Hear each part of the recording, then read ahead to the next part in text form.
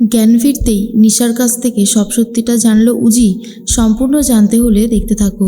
গল্পের শুরুতেই দেখা যায় যে উজির মন একদমই ভালো নেই। তার মধ্যেই উজিকে অনেক কথা শোনাতে থাকে শোভাদেবী আর বলে, হলো তো, নাও এবার একদম ঠিক হয়েছে, কোনো প্রমাণ নেই, কিছু নেই। কোন প্রমাণের ওপর ভিত্তি করে তুমি আমার ছেলেকে অ্যারেস্ট করেছো? হ্যাঁ, ঋষিকে কেন তুমি জেলের মধ্যে রেখেছো? এরপর উজি বলে, মা, ঋষি আমার হাজব্যান্ড, ওর এই অবস্থা দেখে আমার কি কষ্ট হচ্ছে না? আমারও অনেক কষ্ট হচ্ছে, কিন্তু এই মুহূর্তে আমার কাছে আর কোনো উপায় নেই। তুমি ভুলে যাচ্ছ তোমার বৌমা একজন অফিসার, তার যে ডিউটিটা সেটা সবার জন্য একই। তবে আমি তোমাকে কথা দিচ্ছি, ঋষিকে আমি ঠিক বার করবই। ও যখন কোনো অপরাধ করেনি তখন কোনো শাস্তি ভোগ করবে না ও, এই কথাটা মাথায় রেখে দিও। শোভাদেবী বলে, আমিও দেখব যে তুমি কিভাবে আমার ঋষিকে বাইরে বার করে আনতে পারো, কারণ এটা বেশি দিন চলতে পারে না। আমার ছেলেটার এই অবস্থা দেখে আমার নিজেরও ভালো লাগছে না। এর মাঝখানে উজির অনেক কষ্ট হতে থাকে। উজি চলে যায় নিশার কাছে আর বলে, দিদি, একটাবার কথা বল না রে, বল না তোর এই অবস্থার জন্য কে দায়ী।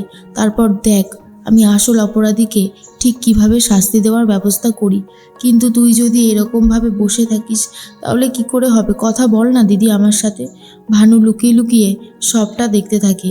উজি বারবার করেই একটা কথাই বলতে থাকে নিশাকে, তোর যে এই হাল করেছে তার যে কী অবস্থা হবে রে দিদি, সে নিজেও ভাবতে পারছে না। তবে আমি একটু একটু করে আসল সত্যিটার কাছে পৌঁছানোর চেষ্টা করছি।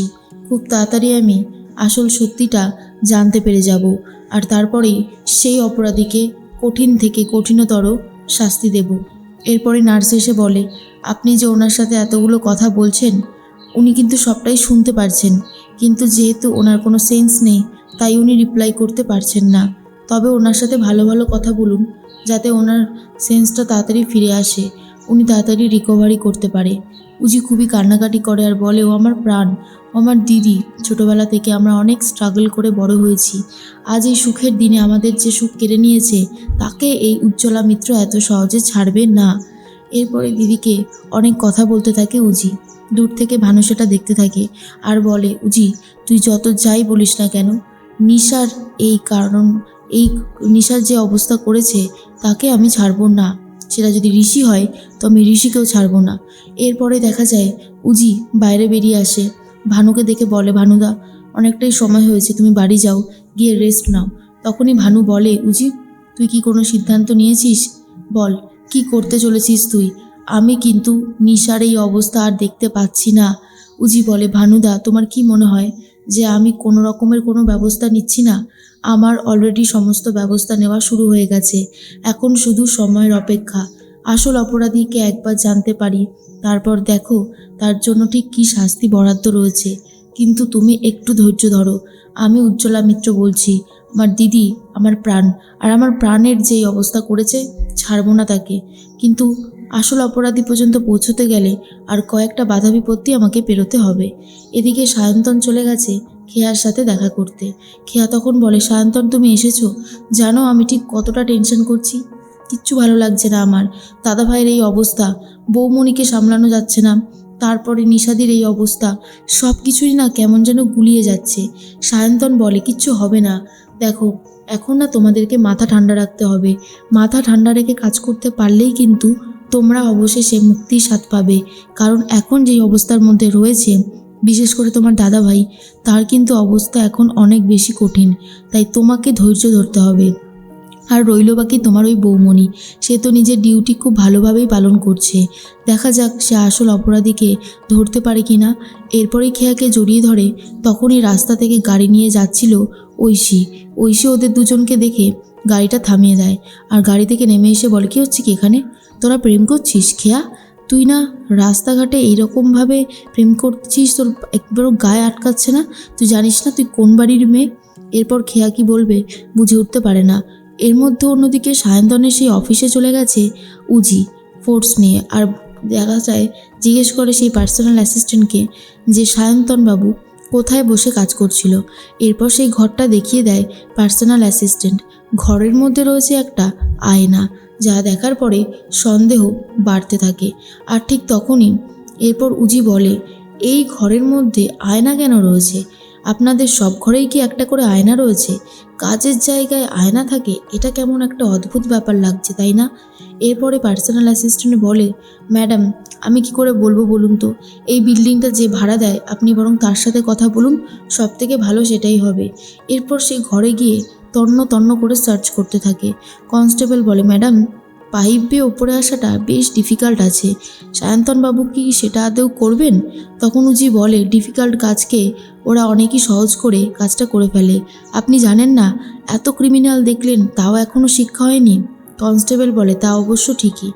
এর মাঝখানে জিৎ চলে গেছে হসপিটালে আর ডাক্তারবাবুর সাথে কথা বলতে থাকে। ডাক্তারবাবু বলে, আপনি চিন্তা করবেন না, নার্সিংহোমের মতন সেট আপ আমি বাড়িতেও বানিয়ে দেব। আপনি শুধু একজন ভালো নার্স রেখে দেবেন, ব্যাস, আর কিচ্ছু করতে হবে না, সবটা সে সামলে দেবে। তখনই জিৎ বলে, বেশ, আপনি যেমনটা বলছেন তেমনটাই হবে। এর মাঝখানে চলে এসেছে উজি আর বলে, স্যার আপনি হঠাৎ করে হসপিটালে আসলেন, সব ঠিক আছে তো?